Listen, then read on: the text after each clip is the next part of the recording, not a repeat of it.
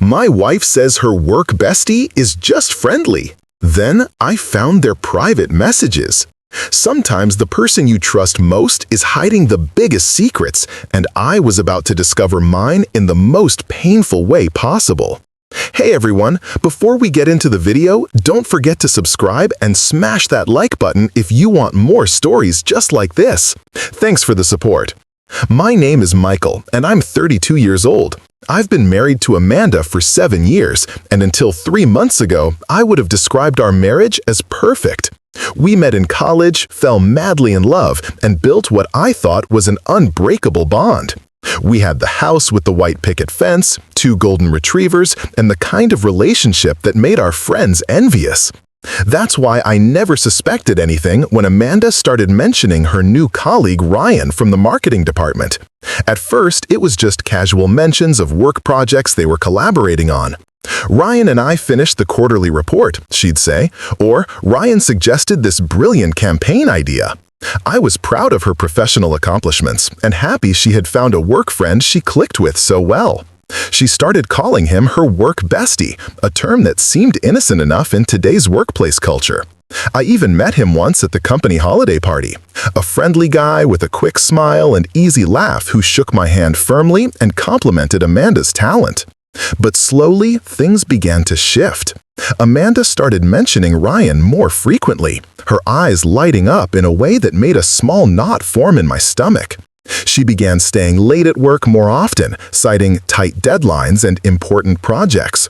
When I'd ask about these projects, she'd become defensive, accusing me of not trusting her or not understanding the demands of her job. The late-night texts began next.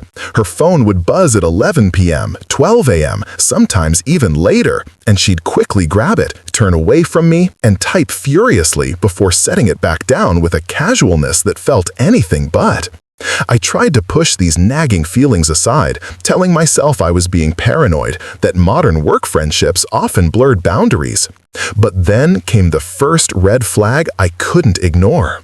We were at dinner with friends when Amanda's phone buzzed. She glanced at it, and a small smile played on her lips as she typed a response. When our friend asked who was texting, she hesitated for just a second too long before saying, "Oh, just Ryan about work stuff." The hesitation was brief, but it was enough to plant a seed of doubt that would grow into an overwhelming suspicion in the weeks to come. The changes in Amanda's behavior became more pronounced. She started dressing differently for work, more attention to makeup, more form-fitting clothes, more expensive perfume. She became more protective of her phone, always keeping it face down, taking it with her even to the bathroom. When I'd try to initiate intimacy, she'd often claim to be too tired from work, yet I'd find her wide awake, texting in the dark long after she thought I'd fallen asleep. I didn't want to be that husband, the jealous, controlling type who couldn't trust his wife, but I also couldn't ignore the growing feeling that something was terribly wrong. The Amanda I knew was an open book, transparent in everything she did. This new Amanda felt like a stranger, and I was living in a house of secrets where I was the only one who didn't know what was happening behind closed doors. Little did I know that the truth I would eventually uncover would shatter not just my trust, but my entire understanding of the woman I had pledged my life to. The opportunity to discover the truth came on a Tuesday night when Amanda had fallen asleep on the couch while watching a movie. Her phone lay face up on the coffee table, unlocked and displaying a message preview from Ryan that made my blood run cold. "Can't stop thinking about our conversation earlier. You looked amazing today, by the way." My hands trembled as I picked up her phone, my heart pounding against my ribs like a trapped bird trying to escape. With a guilt that warred with my desperate need for answers, I opened her messaging app and found the thread with Ryan. What I discovered would forever change how I saw my wife and our marriage. The messages stretched back months, starting innocently enough with work-related discussions, but gradually evolving into something much more concerning. They had inside jokes I wasn't part of, they shared details about their days that should have been reserved for spouses, and there was an intimacy in their communication that felt like a betrayal. As I scrolled through the messages, I found myself cataloging the evolution of their relationship. The first few weeks contained only professional discussions about projects and deadlines. Then came the personal questions, asking about each other's weekends, families, and childhood memories. The shift to flirtation was subtle at first, with compliments about work performance that slowly morphed into comments about appearance. "You looked incredible in that blue dress today," Ryan had written 3 weeks ago, to which Amanda had replied with a blushing emoji and, "Stop it, you're making me blush." The messages became more frequent and more personal as the weeks progressed. They discussed favorite movies, music tastes, and dreams for the future, conversations that should have been happening between husband and wife, not between a married woman and her coworker. What hurt most was seeing Amanda share parts of herself with Ryan that she hadn't shared with me in years. The excitement about her ideas, the vulnerability about her insecurities, the passion for her career that I had only seen glimpses of lately. 2 months into their correspondence, the tone shifted again, becoming undeniably romantic. Ryan began sending good morning texts before I even woke up, and good night messages that came after Amanda thought I was asleep. There were references to inside jokes I didn't understand, plans for coffee meetings that were never mentioned to me, and a growing emotional intimacy that felt like a knife twisting in my gut. The most recent messages were the most damning. Just last week, Ryan had written, "Sometimes I wish we could just run away together, leave all this behind, and start fresh somewhere new." Amanda's response made my vision blur with tears. "Sometimes I wish that too. You understand parts of me that even Michael doesn't seem to see anymore." Reading those words felt like a physical blow, a confirmation of my worst fears, that the woman I loved had emotionally checked out of our marriage and invested herself elsewhere. I continued scrolling, my hands shaking so badly I could barely hold the phone. There were discussions about their connection that was different from anything either of them had experienced before. Ryan had written about how he couldn't focus at work because he was thinking about her, and Amanda had responded with similar sentiments. They had planned secret lunches, accidentally run into each other at the gym, and even met for drinks after work, telling me they were team-building exercises or department happy hours. The most recent exchange from earlier that evening made me feel physically ill. Ryan had sent a message asking if she was thinking about him, to which Amanda had replied, "Always. Sometimes I feel guilty about how much I look forward to seeing you each day." Ryan's response came quickly. "Don't feel guilty. What we have is special, and sometimes the heart wants what it wants, regardless of circumstances." I was still staring at the phone when Amanda stirred on the couch, murmuring in her sleep. Quickly, I placed the phone back on the table exactly as I had found it, my mind racing with what I had just discovered. The evidence was undeniable. My wife was engaged in an emotional affair with her coworker, and from the looks of their recent messages, it was progressing towards something physical. As I stood there in the dim light of the living room, watching the woman I loved sleep peacefully while her phone held evidence of her betrayal, I knew that our marriage had reached the critical point from which it might never recover. The days following my discovery of the messages were a living nightmare. I moved through our home like a ghost, my body present but my mind consumed by the words I had read. Every interaction with Amanda became a performance, a careful choreography of normalcy while my world crumbled around me. I'd watch her getting ready for work, applying makeup with the same care she always had, and wonder if she was thinking of Ryan. When she kissed me goodbye in the mornings, I'd feel her lips against mine and imagine her sending him a good morning text moments later. My mind became a prison of replayed conversations and analyzed behaviors. I started cataloging every instance of her secrecy, every late night at work, every guarded moment with her phone. The casual mention of working on a project with Ryan now felt like a dagger to my heart.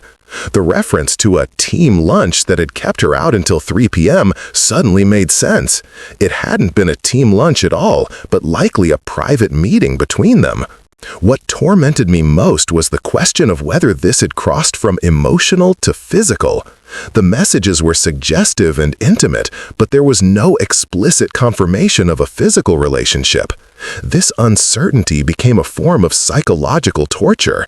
One moment I was convinced they had slept together. The next I tried to convince myself it was just an emotional affair. But even as I tried to minimize the betrayal, I knew that emotional infidelity could be just as devastating as physical cheating. Amanda had given Ryan the parts of herself that should have been reserved for me, her intimate thoughts, her vulnerabilities, her daily excitement. I began observing Amanda with a new intensity, looking for clues in her behavior.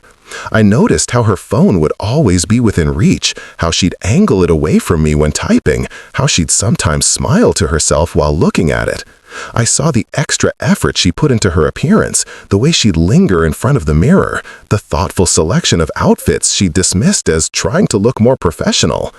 These behaviors that had once seemed innocuous now screamed of infidelity. The weekend after my discovery, Amanda suggested we go out for dinner, just the two of us. "We haven't had quality time in a while," she said, taking my hand. The irony was almost too much to bear. As we sat at the restaurant, I watched her across the table, trying to reconcile the woman I had married with the person sending those messages. She was still beautiful, still intelligent, still the woman I loved with every fiber of my being. But she was also a stranger, living a secret life that didn't include me. During dinner, her phone buzzed twice in her purse. I saw the flicker of recognition in her eyes, the slight hesitation before she ignored it. "Work can wait," she said, with a smile, reaching for my hand across the table. But I knew it wasn't work that was messaging her on a Saturday evening. I knew it was Ryan, and the thought of him trying to reach her while we were on a date made me feel physically ill. That night, as we lay in bed, I felt Amanda's body next to mine and wondered if she was thinking of him. When she initiated intimacy, I went through the motions, my mind consumed with images of them together. Afterward, as she slept peacefully beside me, I lay awake, my mind racing with questions I couldn't answer. How long had this been going on? How far had it progressed? Did she feel any guilt? Did she still love me? The following week, I decided I needed more concrete evidence before confronting her. I couldn't base our future on a single reading of her messages, no matter how damning they had been. I needed to understand the full scope of their relationship, to see if there were patterns, to determine if this was a fleeting emotional connection or something more serious. I began looking for opportunities to access her phone again, hating myself for the invasion of privacy, but feeling I had no other choice. On Wednesday night, my opportunity came when Amanda fell asleep in the bath, her phone charging on the nightstand.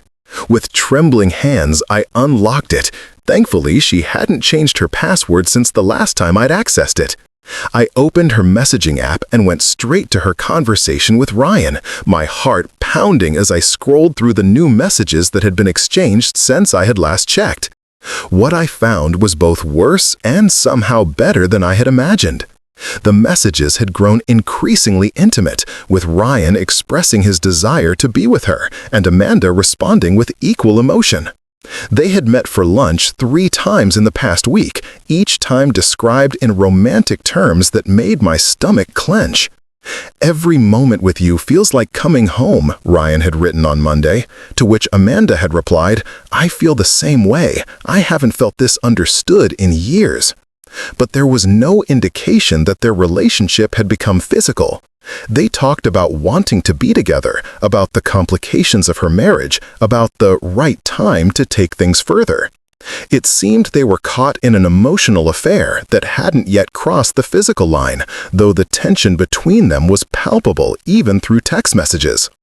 As I continued reading, I found a message from earlier that day that made me catch my breath.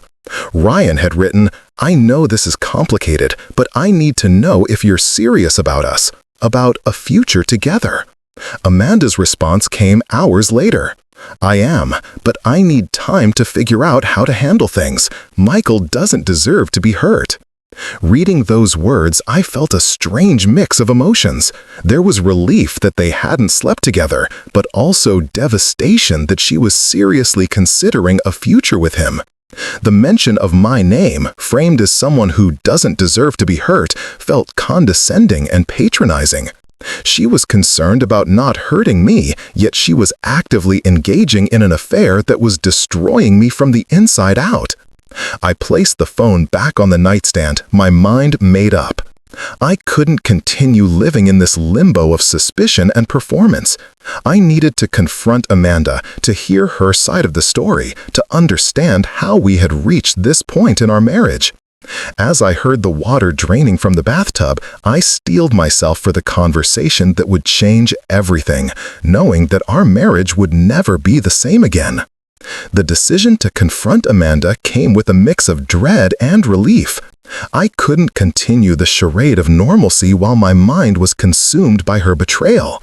Yet the thought of actually having the conversation, of seeing her reaction and facing the potential end of our marriage was terrifying. For days, I rehearsed what I would say, how I would approach it, what tone I would use. I wanted to be calm, rational, and controlled, but I feared that once I started speaking, all the hurt and anger would come pouring out. I chose Friday evening for the confrontation. Amanda had been unusually attentive all week, perhaps sensing that something was wrong between us. She had cooked my favorite meal, opened a bottle of wine, and suggested we have a quiet evening at home. As we sat at the dining table, the candlelight flickering between us, I knew this was the moment. The irony of her creating a romantic atmosphere while carrying on an emotional affair wasn't lost on me. After we finished eating, I cleared my throat, my heart pounding so loudly I was sure she could hear it. "Amanda," I began, my voice steadier than I expected. She looked up from her wine glass, a small smile playing on her lips. "Of course, Michael. Is everything okay?" The innocence in her expression made me hesitate for a moment. Did she really not know what this was about, or was she just that good at hiding her deception? I took a deep breath and continued. "I know about you and Ryan." The color drained from her face instantly. Her eyes widened in shock, then narrowed in a mixture of fear and anger. "What are you talking about?" she asked, her voice tight. "Ryan is my coworker. We work on projects together." The denial came quickly, automatically, as if she had rehearsed it. I maintained eye contact, refusing to back down. "I know about the messages, Amanda. I've read them." Her reaction was immediate and visceral. She pushed her chair back from the table, standing so quickly that her wine glass tipped over, red liquid spilling across the white tablecloth like blood.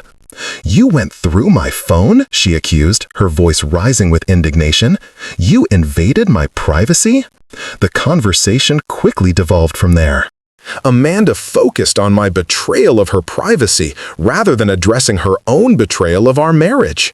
She accused me of not trusting her, of being controlling, of looking for problems where none existed. "Ryan is just a friend," she insisted, her eyes avoiding mine. "We're close, yes, but it's completely professional. You're reading too much into innocent messages." I remained calm, refusing to be drawn into an argument about semantics. "Amanda, I read the messages, where he called you beautiful, where you talked about running away together, where you discussed having a future. That's not professional, and it's not innocent." As I spoke, I watched her face change from defensive to desperate. She knew she couldn't deny the specific content of the messages, but she tried anyway. "Things were said out of context," she argued, wringing her hands. "We were going through a stressful period at work, and we leaned on each other for support. It meant nothing, Michael. You're my husband. You're the one I love." The words sounded hollow, even to my own ears. If she truly loved me, why had she sought emotional intimacy with another man? Why had she shared parts of herself with Ryan that she hadn't shared with me in years? I decided to press further, to see how deep the denial went. What about the secret lunches, the late-night texts, the meeting at the gym last week? Each question made her flinch, her composure crumbling further. She began to cry, tears streaming down her face as she alternated between denying and minimizing the extent of her relationship with Ryan. "It wasn't like that," she sobbed. "We never did anything physical. It was just talking, just emotional support. You've been so distant lately, so focused on work, and Ryan was there to listen. He understood the pressure I was under at the office." The attempt to shift blame to me was predictable, but still painful. I had indeed been working long hours, trying to secure a promotion that would benefit both of us, but I had never stopped loving her or being there for her. I stood up and walked to the living room, Amanda following behind me, still crying and trying to explain. I turned to face her, my expression unreadable. "Amanda, I'm not going to argue about who's more at fault here. The fact is, you formed an intimate emotional connection with another man while married to me. You shared parts of yourself with him that should have been reserved for our marriage. Whether it was physical or not, you betrayed my trust."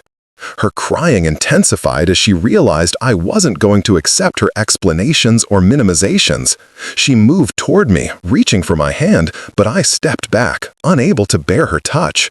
"Please, Michael," she begged, "don't do this. I'll end it with Ryan. I'll delete his number. We can fix this. I know we can." The desperation in her voice was genuine, but it was too little, too late. The trust that had taken us 7 years to build had been shattered in a matter of months. I walked to the front door, grabbing my jacket from the hook. "I'm going to stay at my brother's tonight," I said, my voice cold and distant. "We both need time to think about what we want and whether this marriage is salvageable." Amanda's cries followed me as I walked out the door, but I didn't look back. As I drove away from our home, the home we had built together with so much love and hope, I felt a profound sense of loss. The woman I had married was gone, replaced by someone I barely recognized, and I had no idea if we could ever find our way back to each other. The week following our confrontation was a blur of emotions and difficult decisions. I stayed with my brother, David, who listened patiently as I poured out the story of Amanda's betrayal. His initial anger on my behalf gradually softened into concern as he watched me oscillate between rage, devastation, and an inexplicable desire to fix things. "You don't have to decide anything right now," he advised, handing me a beer as we sat on his balcony overlooking the city lights. "Just take some time to process everything before making any life-altering decisions." Amanda's calls and texts came relentlessly, a mixture of apologies, explanations, and pleas for another chance. "I've ended things with Ryan," she wrote in one message. "I told him we can't speak anymore outside of work. Please, Michael, just talk to me." Another message read, "I've been thinking about us, about what we had before. I know I messed up, but I still love you. I want to fix this." The messages were painful to read, each one a reminder of what we had lost. By Wednesday, I knew I couldn't continue hiding at my brother's apartment forever. I needed to face Amanda, to hear her side of the story in its entirety, and to decide whether our marriage was worth fighting for. When I returned home that evening, the house was immaculate. Amanda had clearly spent hours cleaning and organizing, as if trying to restore order to our lives by first restoring order to our physical space. She was waiting for me in the living room, her eyes red-rimmed but her expression hopeful. "Thank you for coming back," she said softly, gesturing for me to sit beside her on the couch. I chose the armchair instead, needing the physical distance between us. For the next hour, Amanda talked, and I listened. She told me about how her relationship with Ryan had developed, how it had started as a work friendship and gradually evolved into something more. "He listened to me, Michael," she explained, her voice cracking with emotion. "Not just about work, but about everything. About my fears, my dreams, the parts of myself I thought you no longer cared about." The accusation, though gentle, stung. "You've been so focused on your career, so stressed about the promotion, and I felt like I was disappearing. Ryan saw me, really saw me, in a way I hadn't felt in a long time." As she spoke, I felt a complex mix of emotions. There was anger at her attempt to shift responsibility for her actions onto me, but also a painful recognition of truth in her words.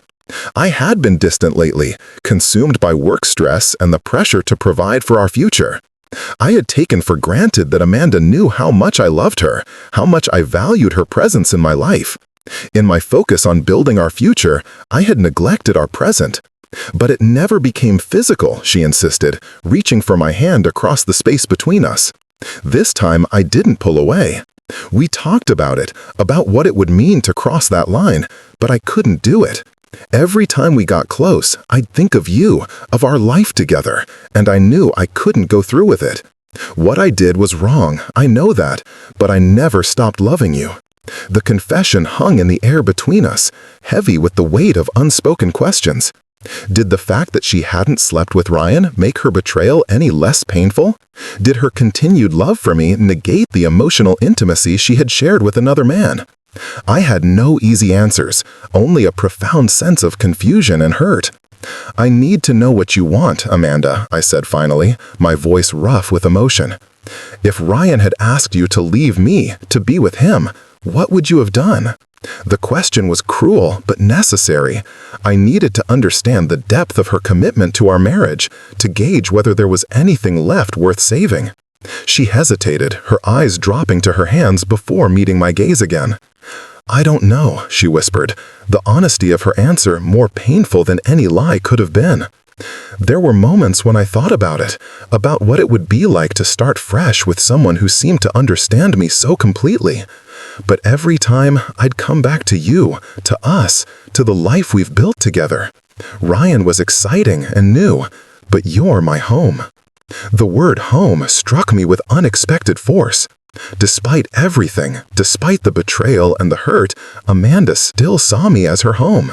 And if I was honest with myself, despite the anger and the pain, she was still mine. The question was whether a home so damaged could be repaired, or whether we were just prolonging the inevitable by trying to fix something that was beyond repair. That night, I slept in the guest room, the physical distance between us a painful reminder of the emotional distance that had grown between us long before Ryan had entered the picture. As I lay in the darkness, I thought about our 7 years together, the laughter, the challenges, the quiet moments of intimacy that had defined our relationship. I thought about the woman I had fallen in love with, the one who had stood by me through job losses and family crises, who had celebrated my successes as if they were her own. Could that woman still be there, buried beneath layers of dissatisfaction and poor choices? Could the man she had married, the attentive, loving partner I had once been, still be there beneath the stress and preoccupation of recent months?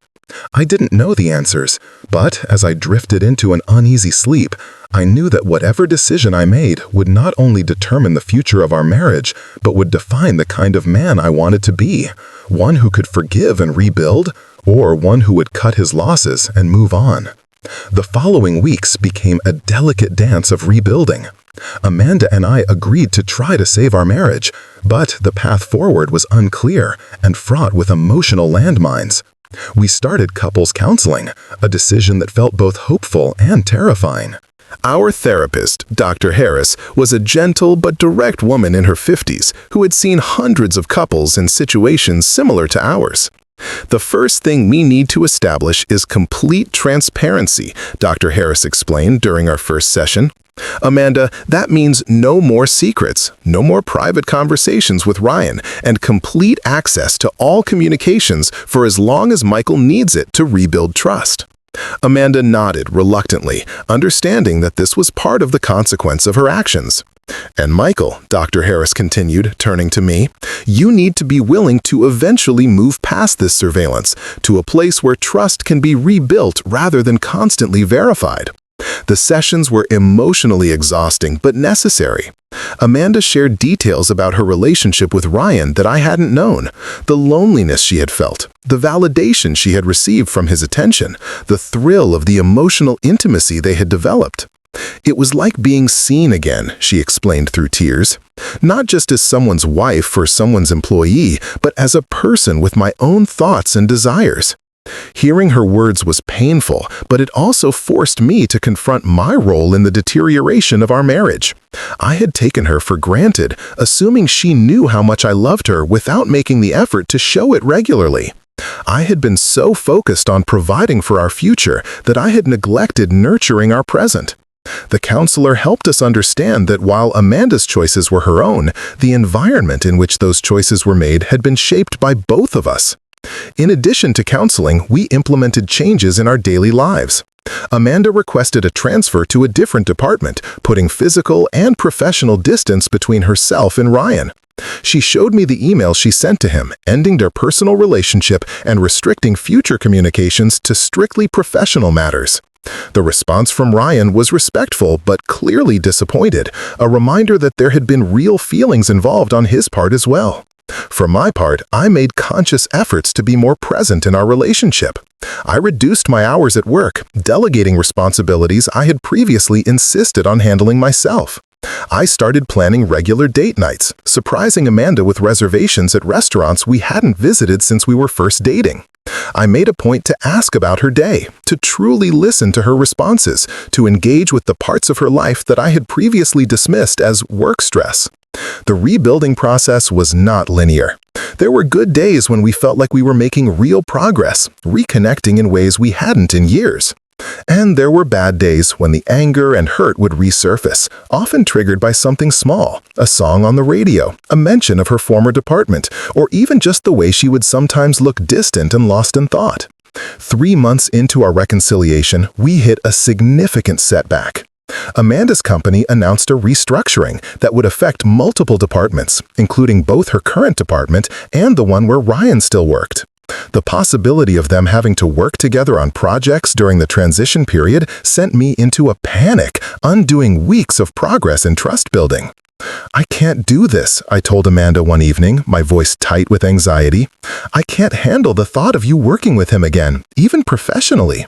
The fear was irrational but overwhelming. The idea of Ryan being back in Amanda's daily life, even in a limited capacity, felt like a threat to everything we had been working to rebuild. Amanda's response surprised me. Instead of becoming defensive or minimizing my concerns, she took my hand and looked me directly in the eye. "Then I'll quit," she said simply. "I'll find another job. Our marriage is more important than any position or company." The sincerity in her voice, the willingness to make such a significant sacrifice for our relationship, was a turning point for me. It was concrete proof that she was truly committed to us, to rebuilding what we had lost. In the end, the restructuring didn't affect Amanda's department, and the immediate crisis passed. But her willingness to leave her job for our marriage spoke volumes about her commitment to our future together. It was a stark contrast to the woman who had months earlier contemplated leaving me for another man. 6 months after our initial confrontation, we found ourselves in a place I wouldn't have thought possible. The trust wasn't fully restored, perhaps it never would be completely, but we had built something new on the foundation of what remained.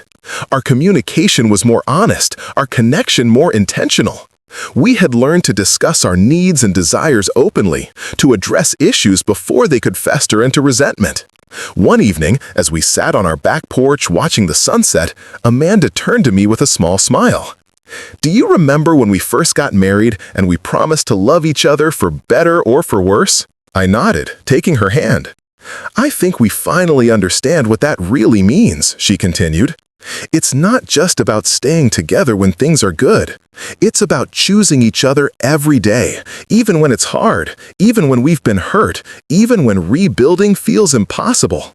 As I looked at the woman beside me, the same woman I had fallen in love with years ago, yet somehow different, deeper, more real, I felt a sense of gratitude that surprised me.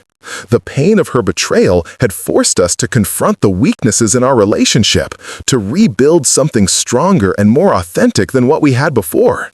We had faced the worst and found a way through, not by ignoring the damage or pretending it hadn't happened, but by acknowledging it, addressing it, and choosing to move forward together.